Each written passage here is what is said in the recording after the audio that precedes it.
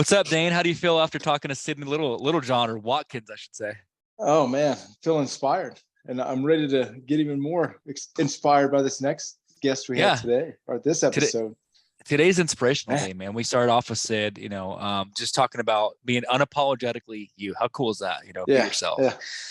That's nothing like it, man. So there's someone who we've been following for a long time, talking about being great and just being who you are. There's I don't know what you'd even call it, like crazy, wild, awesome athlete, wild man, like Venn Johns is stopping by tonight. PB does bull riding at Ninja Warrior, great trainer, great speaker, and just makes you want to go do something great. I'm like, I watch him when I need to go do something important, like go for a run or, do my taxes. No, I'm kidding. So it's just always fun to watch. So just really has a great sense of helping people become better, whatever that is. So I don't want to waste any time. He's a busy man. There's only 25 hours in a day for him, as he says. So we're going to bring on the one and only Venn Johns. Venn, how you doing, man? Yo, what's up, guys? I'm great. How are you guys doing? Doing great tonight. Yeah, awesome. Venn, thanks for having this moment of your busy day to take some time for us. We got some questions for you. We'll stick to it because I know you're busy. And Dan, go ahead and take that question one, man. Awesome. Yeah. Be happy. Yeah, on this, Venn, we'll start it off kind of getting to know a little bit about you and your background with all the things that you do. Your Brazilian Jiu-Jitsu, your bull riding, Ninja Warrior. When did all that start for you, the athletics in your life, and which ones were at the starting block to build you up to what you are today? Well, when I was growing up, I grew up in a small town near Tulsa, Oklahoma. Mm-hmm. And of course, we had the typical sports in school that everybody else has. And I, for whatever reason, I was just drawn to doing competitive things. And so I did football. I wrestled, basketball, everything through the seasons. I would do it all, soccer. I pretty much sucked at all of it. But I really liked doing it. So I just kept going. It was not necessarily easy, but like it's like from an early age, it seemed to relieve stress. Now that I look back on it, that was like a stress reliever for me. I think that was the way that probably the way I dealt with or decided to handle, my father passing whenever I was young. And his parents, they adopted me, and I feel like they did a pretty decent job. And they showed me a lot of the ropes for working hard, work ethic, just, you do what you say you're going to do. You're a person of your word. You're, just a good all around person. And so because of them, I ended up in gymnastics around 10 or 11 years old. And that's kind of late in the game for gymnastics too. Most gymnasts, they'll start out when they're 5, 6, kind of like a bull rider does. But, I had no idea about anything athletic. I just liked doing stuff and being competitive.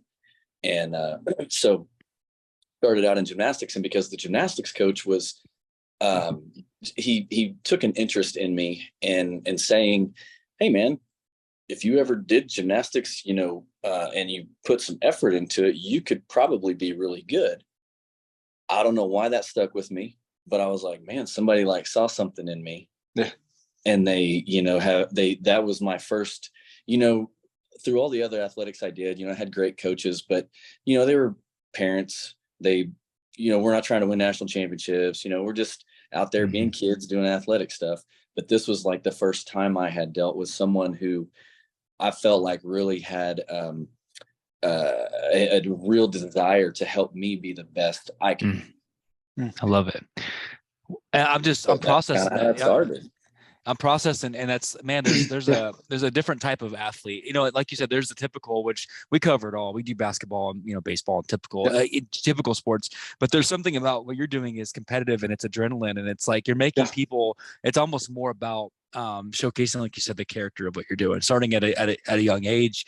Man, I'm curious. You've done so many things, like I said, I love your ninja episodes. I always tell my kids, hey, like when I'd see you, and that when I first got the nerve to approach you, I'm like, I've already been watching you for years, right? So when you do that, or doing your bull riding thing, all the events you've done, man, because everybody has a different benchmark. Our artists tell us they have a gig they played, or athletes say this is the game that means the most, and your plethora of just amazing events. if you had to say that, all right, so far in my career, there's one that stands out to me as being like, this is my benchmark. If you could even do that, what's an event across any sport that you're like, that's the one so far that is my highlight, I feel like, so far? Man, that's tough. Big question, you know? Yeah. And honestly, of all the interviews I've ever done, no one's ever asked me that one. And I've really not thought about it too much. But in the moment right now, I think the thing that sticks out the most to me would be a bull ride that I actually didn't ride the bull, which kind of sucks. But the experience, the whole story around it and everything was just as big a thing I feel like I've almost ever done. Even, you know, making the Unleash the Beast tour, making you know, Velocity finals, like those are all awesome in my mind, in my eyes. Those are goals, those are things I hit, yada yada. But like, it was a grudge match, like against the bull in Mexico. And my friend, he brought me down there. They have a company, a rodeo company down in Mexico called Danger. And so he hollered at me and he was like, "Hey, we got this bull down here that can't be ridden. And I want to put you against him." And I was like, "All right, that sounds cool. Let's do it." And, you know, so he flew me down to Mexico. We had this whole big parade and like all this big old, you know, thing and party and everything about, you know, Venn Johns, you know, going against this bull called Volador. And I'm like, I don't know what Volador means, you know, but sounds scary. It means flyer. Yeah. Right? Okay. And I get down there and dude, this bull was literally like a dinosaur. Like his like the pictures I have, his tail was as big around as my arm. Like, wow. I mean, I look like a tick on this bull's back. And just, you know, just like the whole, like I said, the experience of like going to another country, having, you know, you kind of being the, you know, the center of attention for this whole thing, you know, like there's parade, there's, you know, it's as much in one, you know, 4 or 5 day trip as I've ever experienced with any other competitive thing I've done. Man, wow. There's a what I love about it, and again, we showcase team sports, but there's also, we really preach to our kids a lot, our age groups that we coach, of you got to be okay and be confident in yourself. And I will say, Vin, one thing I love about you, man, is you're confident, but it's also, it doesn't come off as brash. Like, you know your worth, you know what you're capable of, and there should be that. Like, kids should know that. I don't know why there's this philosophy that you can't be confident about what you can do. That makes people want to go out and do it. If you're confident in what you do, heck yeah, I'm gonna ride that bull, bring him on. I don't care if I'm riding a T-Rex or not. Like, that's your philosophy, right? It's just let's go. Like, so I love it, man. I believe in myself, you know, and just I want to have to, you know, and you know, the adrenaline rush, the extreme, you know, ness of all those things that I do. I've looked back and I am really more of a calculated risk taker, and that sounds odd in a way for a bull rider to say that. But if you analyze the sports that I have done, they all transpire and transpose into each other in some way, shape, or form. You know, like gymnastics, you have to have body control, air awareness.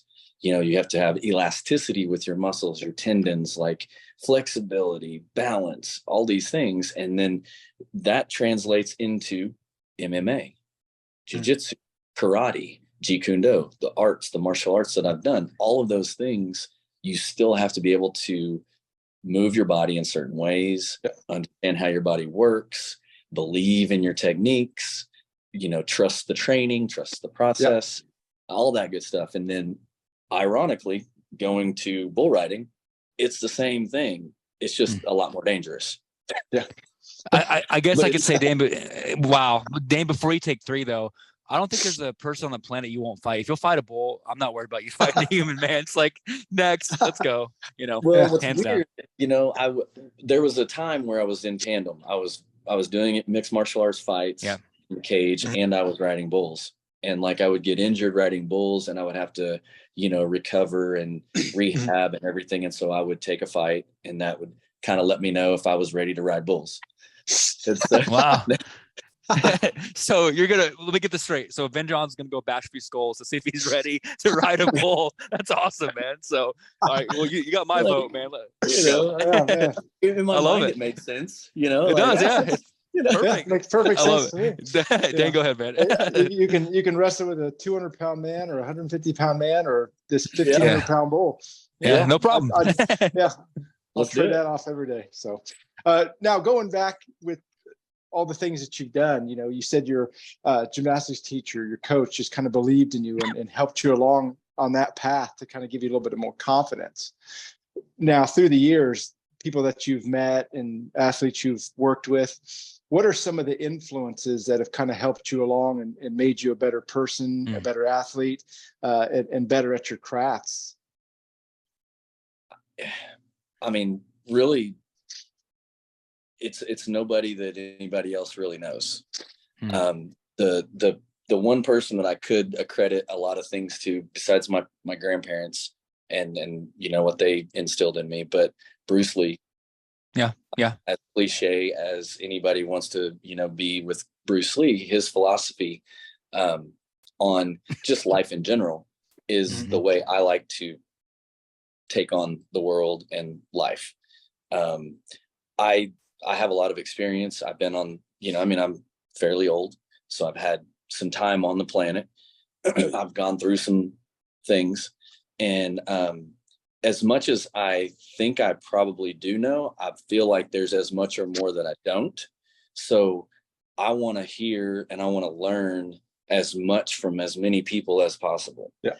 So like, I can't give, you still have to kind of discern those people that you're going to allow, to take your time and to talk to you about, different things or whatever. But, when you find other people that are genuine people, that have good character, that are, not just trying to argue with you.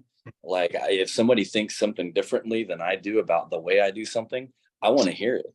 Mm-hmm. I want to know, because it's, in my opinion, or in my mind, I'm going to win either way. Because if they tell me something that I didn't know, well, now I'm like, oh, shoot, I didn't think of it that way. Okay, that makes sense. So now I've just gained knowledge and I've grown and I've gotten better. Yeah. I wouldn't have gotten better if I had been like, oh, no, I know the best. I know the only way, and it's my way. And I don't need to listen to you or, whatever. So you win that way. And then if they tell you something and you still don't agree with what they said, now you feel even more intense, validated, more strength towards whatever you believed before. So again, it's a win-win. So I don't understand why people can't just talk to each other, even if they don't agree on something.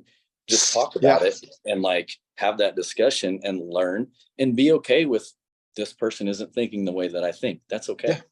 That's good. Yeah. It's okay to disagree, even at the top of your sport, like you do. I like it that I wrote that down, because I always kind of pick maybe like an idea of what the title is going to be called, and winning either way. Like, hey, I win if I learned something. I win if I was right. Yeah. You know what I'm saying? And maybe you help them. You help somebody else too. That's cool. So, wow. Exactly. Me and Dane always argue about who's better with, thumb war. So I'm kidding.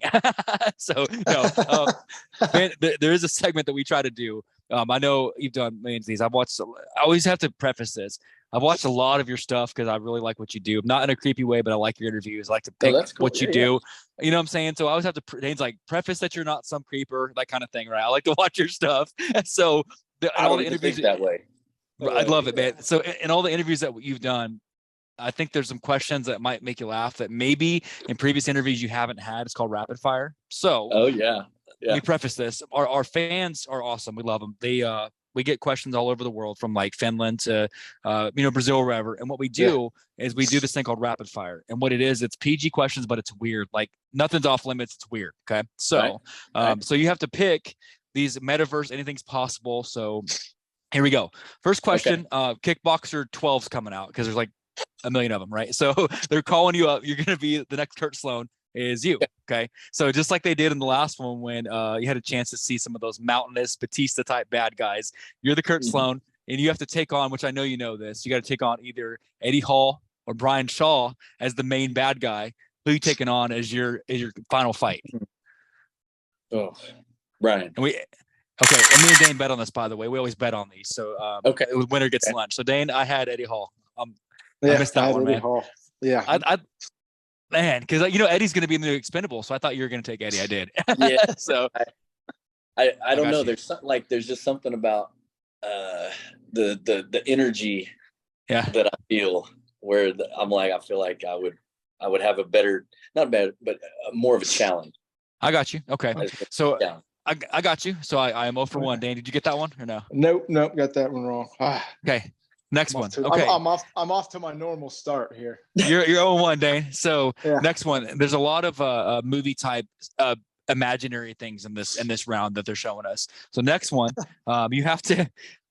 There's a lot of things with costumes. Our fans love costumes for some reason. So in your next, we're not even going to say bull riding. In your next MMA fight, you have to wear this costume, one of these two, for the whole fight. And you take it off, you lose. You can't take it off. Are you going to go out on your next fight in a G.I. Joe? Sorry, are you going to go out as a G.I. Joe character or as a Ninja Turtle for your next fight? Oh, dude. I'm going to have to go with G.I. Joe. I am striking out on that one, Dane. I did not get that. Joe's got Kung Fu grip. I know, man. Storm Shadow, man. Yeah, exactly. That's exactly what I thought of it. Like, I was more into G.I. Joe than I was Ninja Turtles because I was before Ninja Turtles technically, and they were a little bit later. And G.I. Joe, man, they've just I had all those action figures. I didn't get that one. Okay, I'm wrong on that one. Okay, next. So, again, nothing's off the table. So you get to do a stunt. Somehow this is on TV, and it's after Ninja Warrior. After all, you're just off the air doing a celebrity showcase, and they want you to do one of these two risky things. You're either A, going to somehow bungee jump while in space. This is going to happen. You're attached to you're attached to a satellite. That's one. You're going to bungee jump. Or B, you have to parachute out of a plane inside of a Volkswagen. You're just going for it. So bungee jump or parachute out of a plane with the Volkswagen. What are you going with? I'm going to have to go with outer space. I got it. Okay, Dane. 2 for 3. What about you, Dane? Got you. Bungee. Yeah. Yeah, that one. Okay. Okay. I mean, don't get me wrong. I'd love to jump out of anything. But yeah, I think outer space would be the coolest. Okay. So next, so we joke with this. So you're going to have your, on the theme of this, right? So we went down, you're starring in a karate movie. Now let's transition back to the movie thing. Someone's making a movie about you. Okay. There's a movie about you. You starred in Kickboxer 13. Now someone's making a movie about you. Okay. So you have two actors, and we're going to pretend like this is back in the 90s. You're now transported back into 1992. Okay. And you have two characters to play you as Venn Johns in this bull riding, just kung fu, just kicking butt guy jumping out of planes in space, right? Are you going with classic Van Damme or classic Seagal as the guy that plays you in the movie? Van Damme. Oh yeah. Got it. Okay. Yeah. I mean, the ponytail, I thought maybe without the ponytail, maybe. But no, I'm kidding. So I mean, I've got respect for both of them. But I feel like Van Damme is more my body type. Yeah. I got you. Yeah, I got you. I remember that was like the first time I tried. The first and last time I ever did the splits was after watching Kickboxer when I was a kid.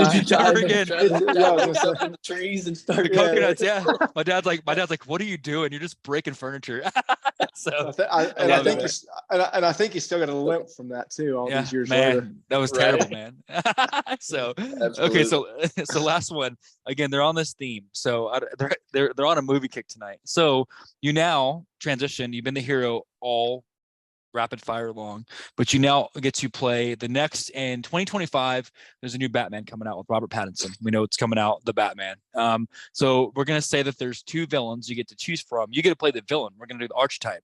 Are you going to go with the classic? Are you going to be the Joker, or are you going to go with the Riddler and the next version of the Batman? Who are you going to be? I'm going to go with the Riddler. Got it.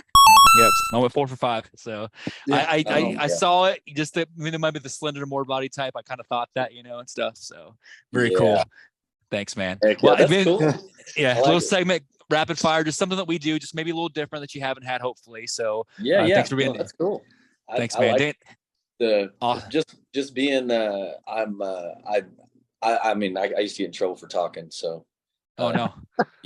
Anytime somebody's asking questions, I like the brain thinking, challenging thoughts and stuff like that. On the spot. I'm excited. I am excited to see this Kickboxer 13, man. I want to see that. The backdrop.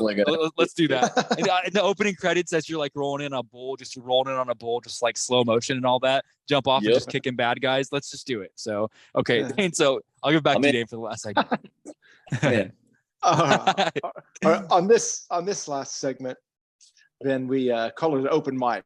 We open up the floor to our guests to kind of, tell some of our younger viewers and listeners some of the philosophies that our guests may carry through their professional careers. I mean, you've had a great storied career and you've done multiple things and you've done them all well. Is there maybe a philosophy or a mantra you've carried through all of this to help you reach the level you're at, that you can kind of pass on to some of those younger athletes that aspire to be where you are? Absolutely. Actually, the first thing that comes to my mind is believe that there's enough success for everybody. Wow, I think that's one thing that I've seen over the years. You get around some people who are very helpful, who are champions, who are, good character, just a good person. You can just have good energy, and they are there to really, like there's some instructors, that will not show all of their techniques to their students because they want to make sure that they can like have that one thing that they can do to their students or whatever. And I may be naive, but anytime I'm doing a lesson or I'm teaching, I want anybody that's going to listen to me to know everything that I know about whatever it is. And sometimes I probably, get on people's nerves because I'm like, hey, I was like doing this thing the other day and it was like your leg was over here and then it was like this. And they're like, what are you doing? I'm like, I don't know, but I got some people in this submission. I don't even know what it is, but like, I want to tell everybody about it. So like you guys can start defending it. So then I have to get better. Oh, and so okay. It's like, I feel like if I help people, get to their goals or even just feel better about themselves, I mean, I'm going to feel better about myself too, because you're helping somebody. But B, not like that person is going to elevate, and then then you're going to elevate. And so just as people start getting more success, whether it's financial, whether it's a sport, whether it's a relationship, anything like that, in my opinion, if you think that there's enough for everybody, which I think there is on this planet. I mean, there's enough money for everybody. There's enough happiness for everybody. There's enough joy for everybody. There's enough for everybody to be successful. That's awesome, man. We always say, Vin, there's a philosophy day and I have with our athletes and musicians that come on that, the next generation of people and athletes are in good hands. And you said something, I think that because we always live by this, we live and die by this. Everyone gets a chance. Everyone's welcome here. That's it. You should only be based on your attitude, like nothing else. Nothing else matters. Socioeconomic status, nothing else. Race, that shouldn't matter. Do you have an attitude that you want to go out and win? And what you're saying is like, hey, you want to help the next generation, because if you're not helping them, it's only going to decline. Like you said, if we don't make the next generation better, like you're an elite athlete. We want the next generation to push the boundary and make it even more of a thing, right? So I think you're spot on why people love you, because you want to help others. No, I don't want to make it worse. I want to make the sport better. Don't you agree, Dane? Yeah. Oh yeah, definitely. And that kind of energy, like we say, it's contagious. I mean, the next person will see that and feed off the energy you give them and pass it on to that next person, and everybody benefits from it. So that's, I don't know if it's, I mean, I'm a dad too. I don't know if it's because I'm a parent, but the joy that you see in people's face when they do something they didn't think they could do is like incredible. Yeah. And that's, I think with your coach and watching what you do makes us celebrate you even more, man. And I'm not trying to do that pandering thing, but watching your success in martial arts and, bull riding and of course, Ninja, and then training, the fact that you want to help others. And I know that even though I'm glad that you get paid well, you do it for free because that's the kind of guy you are. You want to help others, man. So it's just what makes us flock to you. So thank you for helping the next generation get better, man. It's awesome. Yeah, so definitely. Absolutely. Well, Ben, I know that, again, you're always a busy guy. I like what you said about there's only so many hours in the day, and for you, there's 25 hours in a day, right? So it's pretty cool. Well, Ben, open invitation, Van. Let it be known that, man, this is the first of many. You're always welcome on the show. We celebrate you and cheer you on. So please make it a recurring thing. And we really hope that you just continue to grow the brand. Okay. So yeah, that sounds great, man. I appreciate you guys. I'm happy to be on anytime and help out anybody that I can. So. We will make that happen. I promise you, Vin. We'll reach back out. Like I said, well, I'll get the script going for the movie. I'm working on it, so I'll be in touch. Perfect. So, all right, man. We appreciate you taking people. And then we got you. We'll we're gonna put it on. We're gonna put it on Lifetime, and we're gonna put it on PBS. I got you. I got a whole sponsor. I got this. All right, PBS, man. We'll be in touch, brother. Let's go, man. All right, PBS. Man. You take care, brother, and we'll be in touch. Okay. Thank you, my man. Okay, sounds good, guys. Have a good one. Love it. You too, man. Thank you. Later. All right. So Dane, I don't know, man. Like I love it. I love that guy. He's just so contagious and the happiness. I can't do anything he's doing. I can't ride a bull. I can't jump out of a plane. I can't run like that, but I want to after talking to him. How about you? You know? Yeah. Yeah. I mean, he said himself, well, I'm a little bit older. He said, you don't look it, and you still have a hunger for it. And obviously you're still inspired by what you do and always looking to get better, even though he said that he was a little bit older. That's something you know when somebody's doing something that great, when they enjoy it and everybody knows who they are.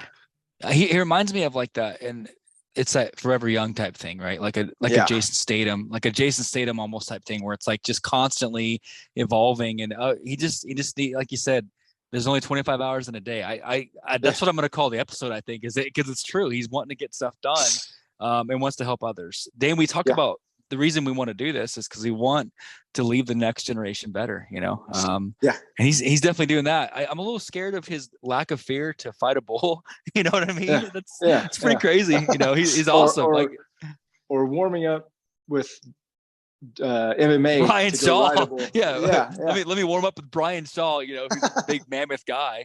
That's no problem. He's only 400 pounds or whatever. Let's go. Bulls, he's nothing, So it just the get up and go, just the drive, just there's a certain type of adrenaline that those types of aggressive athletes have, or they fear nothing, So wow.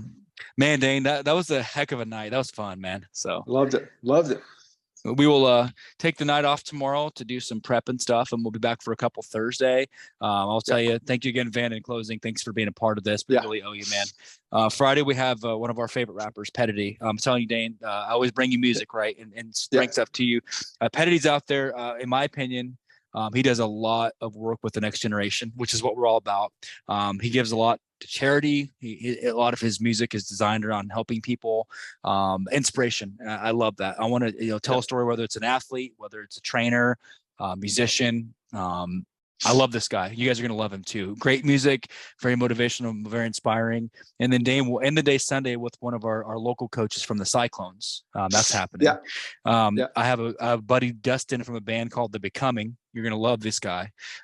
He toured with Yogi and Demon Hunter and had his own band called Becoming. And then we're going to end the weekend as we go into Sunday with Coach Jimmy Wilkerson. You know him from his days of winning just an OU national championship, nothing big, just an OU national championship in 2000. Played for the Chiefs, the Buccaneers, and a few teams. Just an all-around great guy. So that's how we'll end the week. I was just saying, and with the Cyclones coach, he's fresh off of a national championship. That's right. For a softball team. So you'll get the philosophy of a great man. That's a great coach. Champion. So local too, So we made it a point. Like I said, Dan, we always want to go back to local. So that's the one thing we'll never get away from. So we're excited to have Dan is his name, right? Is it Dan? Yeah, Coach Dan. Dan. Yep. Yeah, Dan. So Coach Dan will be on Sunday with us, and wow, just many, many more to come. So thank you, Vin. Thank you, all you Bulls out there that he's knocked out of his way, all you guys that he's went 12 rounds with and whatnot. So thank you on behalf of all of you out there that listen. Again, we couldn't do it without you. Never forget that we love you. And Dane, thank you for listening.